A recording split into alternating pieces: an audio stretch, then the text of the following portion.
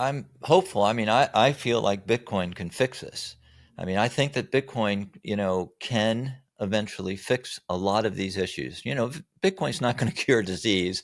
I'm not, an idiot on that. But the thing is that it can cure a lot of these ills that we're discussing. Talking about the history of the country, and I'm going to talk about gold for just a minute, but remember that any hardcore Bitcoiners out there, just remember that at one time, gold was hard, sound money. And even though there seems to be this like butting heads with gold bugs, you have to realize that a lot of that is theater. It's people like Peter Schiff who are disingenuous. I basically think he's just a liar anyway. I think his family probably holds Bitcoin. It's theatrics, it's followers. I don't know what the hell he's doing, but he's caused it's caused a rift that doesn't really need to exist. I mean, gold bugs, real gold bugs that believe in hard, sound money, that understand the history of gold in currency, besides being money, they're just Bitcoiners. I mean, they're Bitcoiners. They just don't know it yet, and they're either going to make it here, or because they're getting older, they're just going to die and move on, and then we'll have a new breed. And this breed, like yourself, younger people, they're going to be fixated on Bitcoin. Bitcoin is the digital gold, way more than that, but that's just one role it plays.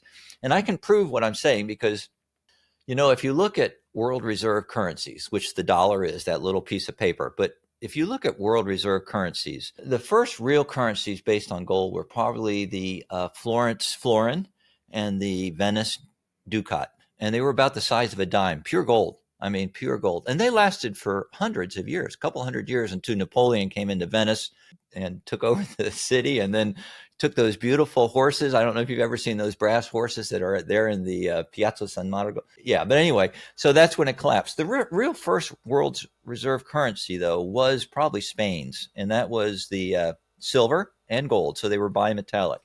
And that's the Real de Ocho, which is the pieces of eight. So if you've got any pirate movies that you've ever watched, pieces of eight, that's what they're talking about. And you can actually cut that thing they used to into pieces of eight. And then the escudo, which was their gold coin. So let's talk about that, because here's what happened. And I promise I'll relate to this to Bitcoin, but it wasn't necessarily a successful 200-year reign of gold, even though that's how long their world reserve currency lasted. They were getting that gold from the New World and under brutal, horrible things that they did over there. But they got their gold. They brought it back. And guess what? When one of those big galleons of gold arrived and docked, they had tremendous price inflation. I mean, in fact, it was called the price revolution. And it infiltrated their whole society. And everybody wanted their gold, so they exported their gold out of their country to buy things. They didn't even need to really produce things. It's what happened over a period of a century was they really undercut their small traders, their small townsmen, craftsmen, people that made things. And if this sounds familiar, there's a reason why. And what's really sad, and the reason it didn't work, is because that gold wasn't evenly distributed. That wealth was not evenly distributed. Government, if anybody close to that galleon, think of it as the Cantillon effect. Anybody close to that galleon when it came in there got the gold first, and including the government, but also the royal family. And what's really sad about it is it gave them so much wealth that they were engaged in a whole series of endless wars. Endless wars. And as Saylor was pointing out recently, eventually they lost their gold because it got seized when they made port up there in, I think it was near London. But then on the other flip side, and I promise I won't go much longer, but on the other flip side of this, let's take a look at our country, and let's take a look at gold where it was successful. In 1792, we passed the Coinage Act, and we were on a bimetallic standard also, silver and gold, but gold eventually won out. 1821, the Bank of England was on pure gold. That backed their currency. By the time of the Civil War, most of the major countries were on a gold or bimetallic standard. By the time World War I came along and the Fed was formed, we had 59 countries that were on that standard. And let's just talk about that standard for a minute. Let's talk about what we did. Okay, this is called the Second Industrial Revolution on hard, sound money, not this shit that we got out there right now. Hard, sound money, and gold and silver for all those Bitcoin maxis that hate gold bugs. We invented steel, not just steel, but Bessemer steel, and then stainless steel. So we developed skyscrapers, elevators, we developed ocean liners, steam locomotives, the internal combustion engine, the automobile, the assembly line, the airplane. I mean, all these things, the transcontinental railroads stretching all over the place. The telegraph, the wireless telegraph, the telephone, the electric light bulb. We made a Atlantic telegram cable that connected us, and money changed then big time. AC power, photography, typewriters, sewing machines, the harvester, the reaper, the tractor. I mean, all of these things were developed. And then what happened in 1913? The Fed was formed. By 1914, the world had entered war, World War I. It killed like 10 to 15 million combatants, about the same number of civilians, left people with 10 to 15 million people came back with horrible wounds, missing legs, arms, and everything else, and some more important parts. And what happened?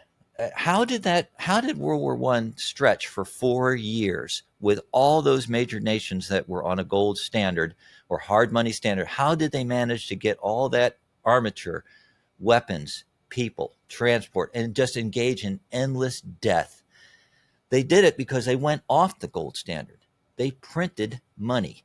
And at the end of World War I in 1918, all those central bankers, you know what they wanted to do? They wanted to go back to gold. You can see it. You can read about it. There's a great book, Lords of Finance. I've just finished it not long ago, that discusses that. And so what happened? They printed so much money, they couldn't. They tried to go back to the gold standard, and they weren't willing to debase their currencies to actually match that. It makes me think of the War is a Racket, the book from, I think it was 1932, that Smedley Butler was, writing about a lot of this stuff, which, again, obviously the Fed, what happened there, enriching all these companies, kind of like that, the origins of the military industrial complex, and what Eisenhower, which you alluded to earlier, what he was speaking of. But it's fascinating. You look back to JP Morgan, the Lords of Finance, those are such good books. There's so many, I think Tycoon's another one. There's a bunch of those books that are so good, and they talk about JP Morgan. And I was just in the Titanic conspiracy theory rabbit hole the other day of JP Morgan had the ticket on the Titanic, and then he dropped out last second. He owned a bunch of the White Star Line stuff, and a bunch of the opponents of the Federal Reserve were on the Titanic and went down with the Titanic. Going back to the money, I didn't learn this stuff until I was in Bitcoin. I was very political for so long, for years, like we talked about earlier. And you can't see it from politics. You cannot, if you're in a political realm of red versus blue, you cannot see these things.